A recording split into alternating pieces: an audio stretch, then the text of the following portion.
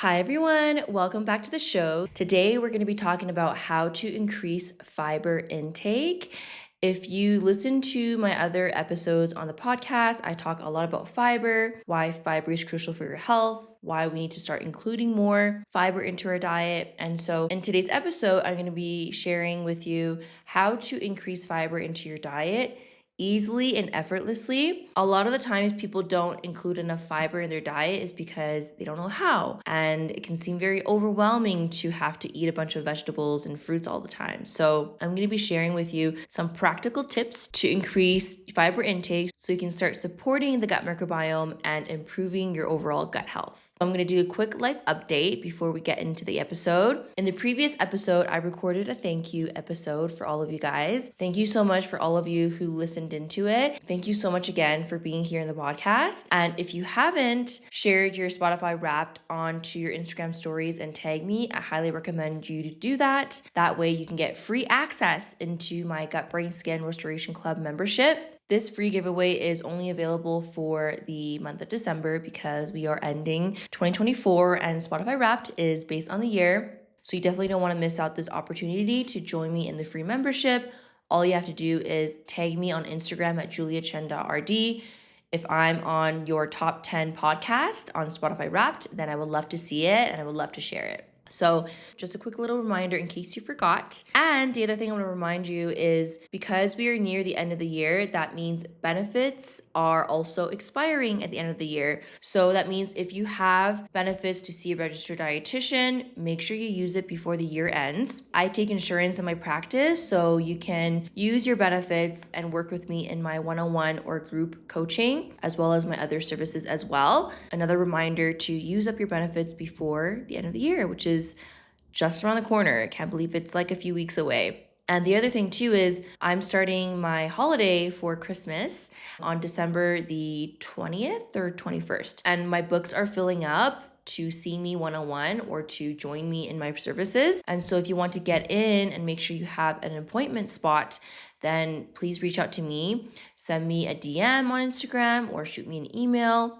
and we can get you set up from there. We only have a few appointments left for the next 2 weeks, so definitely recommend securing your spot. Okay, so let's dive into today's episode on how to increase fiber intake. So I'm going to quickly go over exactly what fiber is in case some of you may not know what it is or you haven't listened to my other episodes. So fiber is basically a type of carbohydrate. Carbohydrate is a type of nutrient that your body needs for energy, and it's one of the 3 macronutrients your body needs. So there's protein, fats, and carbohydrates. Fiber is a type of carbohydrate and it's found in plants. Fiber actually doesn't get digested in your body and it actually moves through your digestive system, which is why we need fiber in order to poop because it helps to form stools. Now with fiber, there are 2 different types. There's soluble fiber and insoluble fiber, and they have 2 different functions. Soluble fiber is a type of fiber that forms kind of like that gel substance in your gut. What that does is it helps to absorb water, helps to basically keep your blood sugar stable. It helps to lower your cholesterol. Also helps to support your gut bacteria. This is why I always say, when you are eating sugary foods, the holidays are coming up, it's important to have a fiber source as well as a protein source because those 2 nutrients help to balance your blood sugars. And when your blood sugars are balanced, it helps to reduce inflammation. Insoluble fiber is the other type of fiber, and this is what forms the bulk of your stool. When you go and have a bowel movement every morning,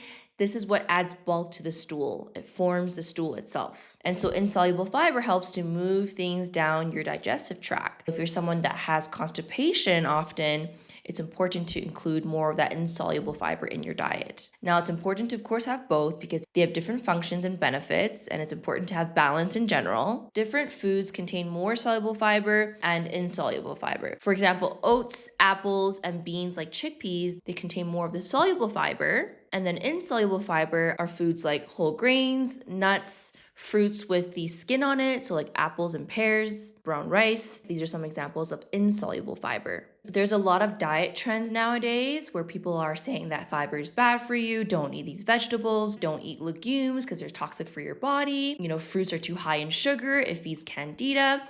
Now, Those kind of diet trends are just fear mongering, and it makes people afraid of food. And that's not what we want when it comes to healing inflammation. When you want to heal inflammation, you want to get diversity into your diet. And of course, if you have certain foods that you cannot eat because you have an allergy, then of course we can avoid them. But there's so much research and science on how fiber is beneficial for the gut. It provides prebiotics, it provides short chain fatty acids, it encourages regular bowel movements, it helps to prevent constipation, it supports gut health by increasing microbial diversity, and it helps to prevent certain chronic conditions like eczema and IBS. And so there's tons of research on why we need to increase fiber in our diet. So we shouldn't be afraid of adding fruits and vegetables into your diet because we need them in order for our body to thrive and survive and have good skin and have a good gut. Fiber actually binds toxins that we are exposed through our diet, through the environment.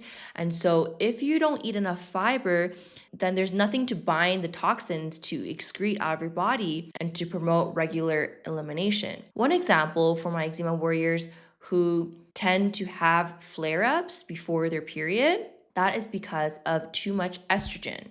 Also, this applies to anyone who has PMS symptoms, premenstrual symptoms. The reason why you have these flares prior to your period and why you have these symptoms is because of estrogen dominance. And fiber is what binds estrogen so that estrogen can be cleared out throughout the gut and the liver. If you're not getting enough fiber into your diet, then estrogen is going to stay in your body and recirculate and cause these problems like PMS and eczema flares. So a lot of times when my clients tell me that they have this problem with these symptoms, then we have to work on healing the gut, getting that estrogen out of the body naturally as it's supposed to. And then there's also supplements that help with that as well. So the daily fiber recommendation depends on your age and it depends on if you're a female or male. But for the most part, adults need about 30 to 38 grams of fiber a day. To give you an example of what that looks like, if you make half a bowl of oatmeal in the morning, that's about 4 to 5 grams of fiber. Then if you add a banana and then you add some nuts and seeds, let's say you put one sliced banana inside, that's about 3 grams of fiber. And then if you add a tablespoon of chia seeds, that's an additional 4 grams of fiber. In that breakfast, you're already getting around 11 grams of fiber. Now, if you can get around 10 grams per meal, that's perfect. 10 times 3 meals a day, 30 grams of fiber. If you snack on an apple, you're adding another 4 grams. And if you're making lunch and dinner and you're using a cup of vegetables, let's use broccoli as an example, 1 cup of roasted broccoli is going to give you about 5 grams. As long as you're getting some kind of fruit and vegetable or legume source of fiber at every single meal, then you're most likely reaching your fiber intake for the day. If you skip meals and if you don't intentionally add in different foods into your diet, that is when it's going to be harder for you to achieve the fiber intake recommendation. My general rule of thumb to help you to have a balanced diet and achieve that fiber recommendation, because it's hard sometimes, right, to like calculate exactly how many grams of fiber, you can use your hand as a reference. If you include 2 handfuls of vegetables for lunch and dinner, that's going to give you a pretty good amount of fiber for lunch and dinner.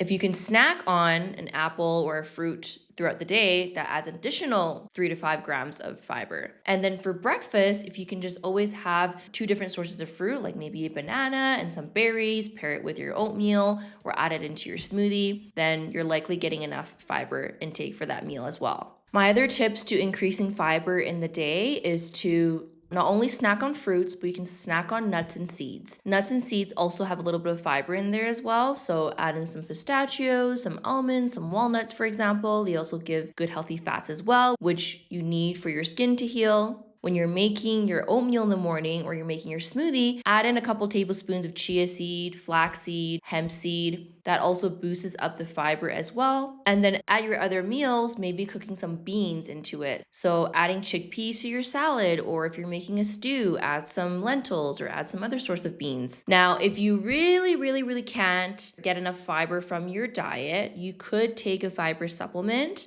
I always say supplements are supplementary. So if you really cannot like you've exhausted your options and you cannot eat enough fiber in your diet, you can take a fiber supplement. My favorite type of fiber supplement is sun fiber. You can purchase sun fiber very easily in health food stores, but if you need to boost up your fiber intake, you can add some fiber into your routine. If you have any other questions about diet and you need help with meal planning, or you need help with knowing what to include to help with your gut health and your skin health, this is exactly what I help my clients with inside my coaching and other services. You can send me a DM on Instagram or send me an email. I'm happy to support you on your healing journey. We only have a few spots available for the month of December before we enter the holidays. And don't forget to use your benefits before the year ends. I hope this episode helped you in terms of what your diet should look like when it comes to fiber. Enjoy the rest of your day. Enjoy the rest of your night. I'm very excited for the next episode. We're going to be talking about habits. And so stay tuned for that. And we will see you in the next episode. Bye.